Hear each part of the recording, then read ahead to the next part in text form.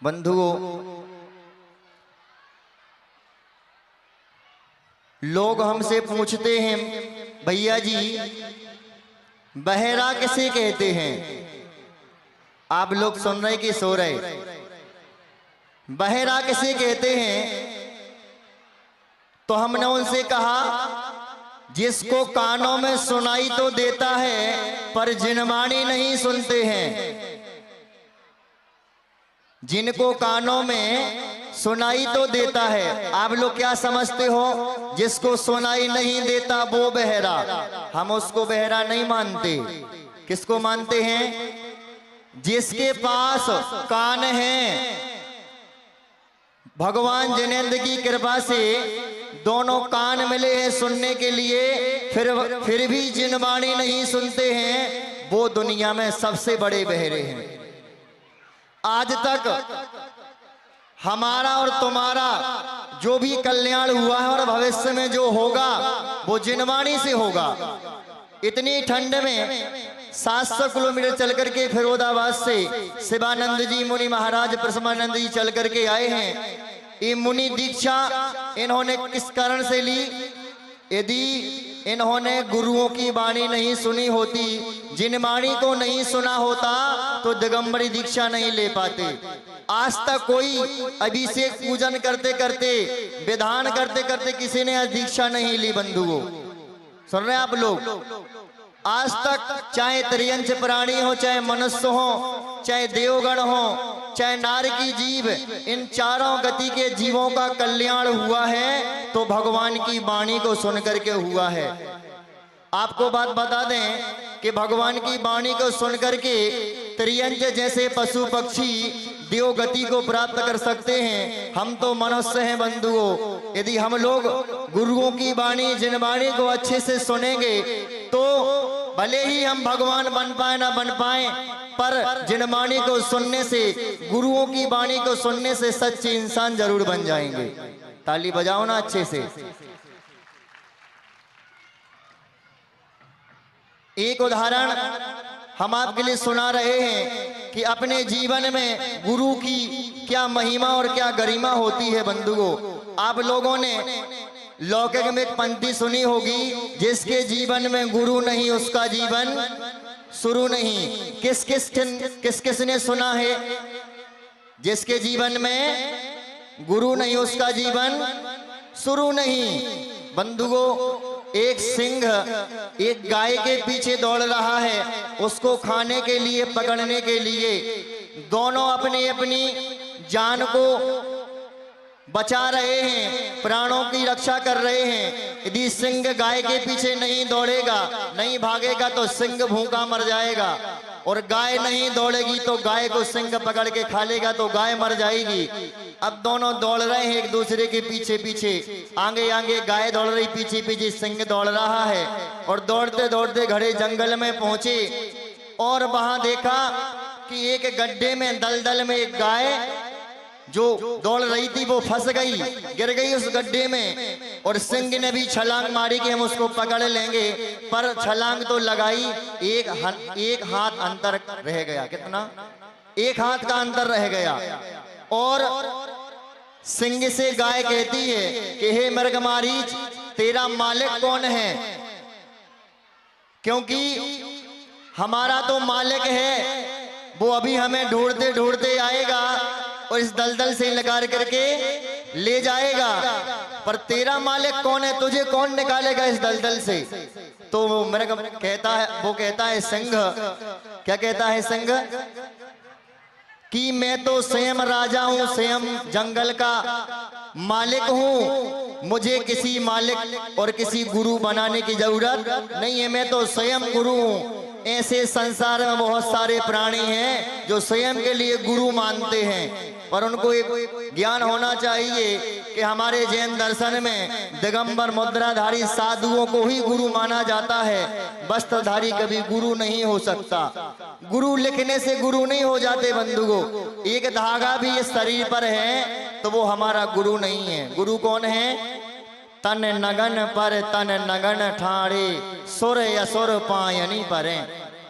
और उस मृगमारी से गाय ने कहा उस सिंह से कहा, किससे कहा? सिंह से, कि तेरा मालिक कौन है? तो वो कहता मैं स्वयं मालिक हूं। फिर गाय कहती कि हमारा मालिक तो ढूंढते ढूंढते आएगा और निकाल करके ले जाएगा इधर से, तू यहाँ पर दलदल में फंसा फंसा मर जाएगा, तुझे कोई नहीं निकालेगा। ऐसा संग से कह दिया। और ये उदाहरण आपके लिए शिक्षा दे रहा है कि संसार रूपी दलदल से निकालने की यदि किसी में ताकत है तो वो कौन है? हमारा गुरु है।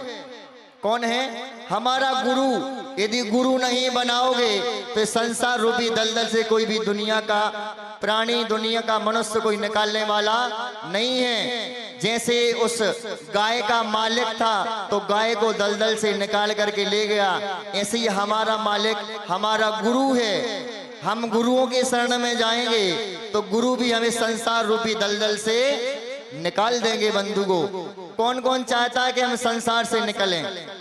बोलो भाई। कल भी हमारे पंडित जी साहब कह रहे थे कि आप लोग बहुत बातें करते हो, यहाँ पर एक नहीं 3-3 4-4 चैनल चल रहे हैं। अब बताओ साहेगढ़ की सभा को देख करके दुनिया क्या कहेगी? एक पंडित 2 पंडित मिलना दुर्लभ है। तुम्हारे सागर नगर का पुण्य है कि 6-6 7-7 धुरंधर विद्वान पंडित बैठे हैं। ब्रह्मचारी भैया, ब्रह्मचारी दीदियों का आपको सानिध्य मिल रहा है। बंधुओं, हम आपसे पूछना चाहते हैं, जितनी भी माताएं बहनें बैठी हैं इस तरफ देखो, हम बोल रहे हैं, पड़ोसी नहीं बोल रहा भाई, इसकी आवाज बढ़ा दो थोड़ी सी। हम आपसे पूछना चाहते हैं कि आपका यदि मरण हो जाए, सुनने के सो रहे, यदि आपका मरण हो जाए तो आपने इतना पुण्य कमा लिया कि जैन कुल में जन्म मिलेगा? बता दो एक बार। आपने कोई इतना अच्छा कर्म किया अपने जीवन में जिससे हमें देव शास्त्र गुरु की शरण मिलेगी, 24 तीर्थंकर मिलेंगे, और जैसी जिनवाणी आज सुनने का सौभाग्य मिल रहा है पुरुष वर्ग में, ऐसा भविष्य में मिलेगा कि नहीं मिलेगा किसी को पता है क्या? लोग कहते भैया हम तो रोज पूजन अभिषेक शांति धारा विधान करते हैं, जब तब ध्यान करते हैं, हमारा जन्म तो मनुष्य कुल में ही होगा, जैन कुल में होगा, देवशास्त्र गुरु मिलेंगे। हम उन महानुभाव से कहना चाहते हैं, जब अभी जिनवाणी को नहीं सुन रहे हो, अभी तुम्हारे अंदर देवशास्त्र गुरु के प्रति श्रद्धा नहीं है, तो भविष्य में कहां से रहेगी? कहां से जिनवाणी सुनने का सौभाग्य मिलेगा?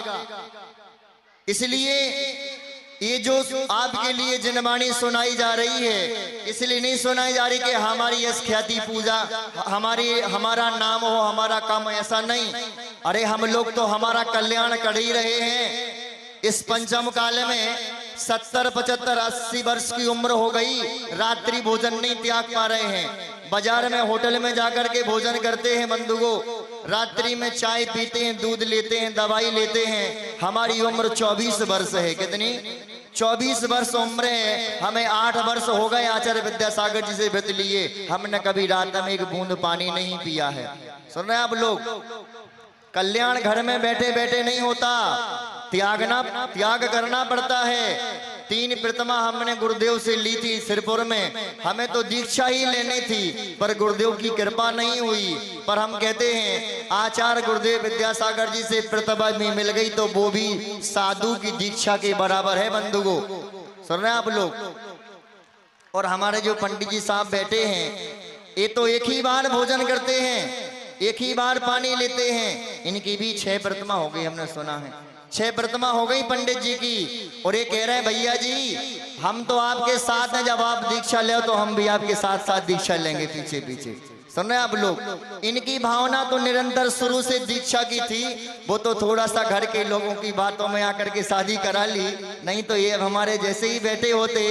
पर कोई बात नहीं, कोई बात नहीं, हमसे ज्यादा प्रतिमा, हमारी 3 तो इनकी 6, तो बड़ा कौन हुआ? बड़ा कौन हुआ? बंधुओं, प्रतिमा किसी को देने की बात करें तो दिन में तारे दिखते हैं। सुन रहे आप लोग? ऐसे दुखम काल पंचम काल में प्रतिमाओं का पालन करना भी साधुओं की चर्या के बराबर है। बंधुओं, आप लोगों से निवेदन है, 3 दिन हो गए विधान के, कितने, पंचकल्याण प्रतिष्ठा महोत्सव के 3 दिन हो गए हैं और 4 दिन बचे हैं, वो भी कैसे निकल जाएंगे पता नहीं चलेगा। इसलिए बंधुओं, ऐसी ठंडी में जब साधु कोई कपड़े नहीं पहन रहे हैं, नग्न दिगंबर मुद्राधारी आपको दर्शन देने यहाँ पर आते हैं, सुबह भी आते, दोपहर में भी आते हैं। हम उन महानुभाव से कह रहे हैं कि जो लोग अभी तक ना गुरु के दर्शन कर पाए हैं, ना पंचकल्याण पंडाल देख पाया है, समोसण के दर्शन किए, ना भगवान आदिनाथ के कौन सी प्रतिमा की प्रतिष्ठा हो रही है, इसका भी उनको कोई मालूम नहीं है बंधुओं। तो जो लोग नहीं आ पा रहे हैं उनसे आप कहना कि भैया ये जिनेंद्र भगवान का समोसण है, ये देव शास्त्र गुरु किसी के नहीं होते, सबके होते हैं। ये नहीं सोचना कि शांति विहार वाली कमेटी पंचगण करा रही है, सकल दिगंबर जैन समाज का पंचगण नहीं है, ऐसा नहीं सोचना। भगवान जिस दिन आपने वेदी बनवा दी, जिस दिन आपने भगवान की प्रतिमा को विराजमान करा दिया, मंदिर बनवा दिया, शिखर बनवा दिया, अब वो तुम्हारा नहीं है, पूरी समाज का हो गया, पूरे भारत देश पूरे विश्व का हो गया। यदि आप उसको अपना मानोगे तो जो आपने त्याग किया है उसका फल नहीं मिलेगा। सुन रहे आप लोग, जैसे मलमूत्र का हम त्याग कर देते हैं, फिर उसकी ओर देखते भी तक नहीं कि कौन खा रहा, कौन ले जा रहा, क्या हो रहा है, ऐसे ही धन संपत्ति हुआ करती है। एक बार हमने त्याग कर दिया, अब उसका क्या होगा क्या नहीं होगा इसकी टेंशन मत लो, क्योंकि जिनेंद्र भगवान है, इनकी सेवा तो स्वर्ग के देवता आते हैं, मनुष्य तो दूर की बात है। सुन रहे आप लोग, तो ये जो पंचगणक हो रहा है, ये सकल दिगंबर जैन समाज साहेबपुर की ओर से हो रहा है कि नहीं, बोलो एक बार ताली बजा करके बता दो। साहेगढ़, अच्छा पता, साहेबपुर और साहेगढ़ वो एक ही सो है। दिक्कत जा है कि तुम्हारे हमें बादाम नहीं खिलाऊ सो हम भूल जाते। तो साहेगढ़ में जो पंचगणक हो रहा है, किसका हो रहा है, सब मिलकर के कर रहे हैं। अरे कमेटी ने तो भाव बनाए, शांति विहार की समाज ने भाव बनाया, पर पुण्य तो सारी समाज का जागृत हो गया, और समाज का है नहीं, आपके रिश्तेदार, आपके परिवार के लोग और जितने भी आसपास की समाज हैं, भावना तो थोड़े से लोगों ने बनाई थी और भाग तो सबका जागृत हो गया बंधुओं। इसलिए इस समोसरण में है, इस समोसरण में सम्यक दृष्टि जीव ही प्रवेश कर सकता है, वो ही बैठ सकता है। मिथ्या दृष्टि लोग तो बाहर से ही दर्शन करके निकल जाते हैं। अब आप सम्यक दृष्टि हो कि मिथ्या दृष्टि हो, ये कैसे पता चलेगा? समोसरण में बैठे हो तो समझना क्या हो, सम्यक दृष्टि जीव हो, और बाहर इधर उधर घूम रहे हो तो क्या हो, हम नहीं कह रहे। एक केवली भगवान का गम्य विषय है कि कौन सम्यक दृष्टि कौन मिथ्या दृष्टि, हम नहीं कह सकते बंधुओं। हम तीर्थंकर भगवान की माँ की महिमा बतला रहे आपके लिए। महाराज श्री भी सुबह बतला रहे थे महिमा, हम भी आपके लिए 5 मिनट में बताते हैं कि तीर्थंकर भगवान की माँ की महिमा क्या होती है। 100 नारी माँ बनती, 100 पुत्रों को जनती, नाथ आप सम तेजस्वी, पुत्र न कोई जन्म सकी। कौन? मरु देवी माता। देखो कुछ माताएं बहनें अभी भी शांत नहीं बैठी।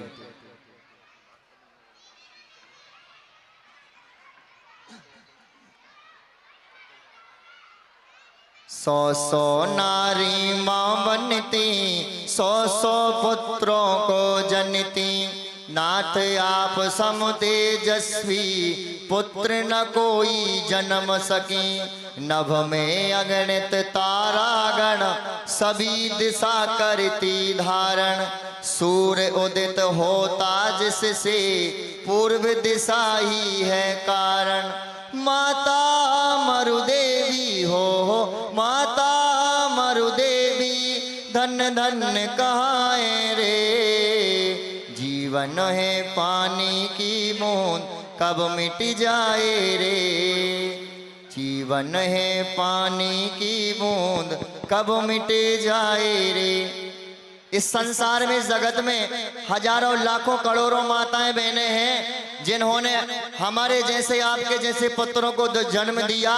पर धन्य है मरु देवी माता, त्रिशूला माता, जिन्होंने आदिनाथ और महावीर जैसे तीर्थंकरों को जन्म दिया। हमारा इतना पुण्य नहीं कि हम आदिनाथ महावीर के दर्शन कर पाए, मरु देवी त्रिशूला माता के दर्शन कर पाए, पर इतना पुण्य तो जरूर कमाया है कि हमने आचार्य विद्यासागर जैसे संतों का दर्शन किया, उनकी वाणी सुनी है। उनके दर्शन करने से, उनकी वाणी को सुन करके ऐसा लगा जैसे महावीर भगवान के दर्शन हो गए। माता मरु देवी का दर्शन हो गया श्रीमती देवी को देख करके। धन्य है वो माता पिता जिन्होंने आचार्य वसुनंदी जैसे, शिवानंद, ब्रह्मानंद जैसे संतों को जन्म दिया। और तुम्हारे सागर नगर के आचार्य विमद सागर महाराज जी, उनके भी माता पिता बहुत पुण्यशाली, भाग्यशाली, और भी जो त्यागी वृत्ति हैं, महावृत्ति हैं, बहुत पुण्यशाली माता पिता हैं जिन्होंने ऐसे साधु संतों को जन्म दिया। हमारा इतना पुण्य नहीं, पर हम कम से कम त्यागी वृत्ति बन गए। पंडित जी हमारे बेटे हैं, प्रतिष्ठा करा रहे हैं, बहुत सुंदर। बंधुओं, हम साधु नहीं बन पाए, आरी का दीक्षा नहीं ले पाए, इलक छुल्लक त्यागी वृत्ति ना बन पाए, कोई बात नहीं। यदि बड़े बाबा छोटे बाबा के सच्चे भक्त बन गए तो भी तुम्हारा कल्याण हो जाएगा। सबका कल्याण हो, इसी भावना से बोलो शांतिनाथ भगवान की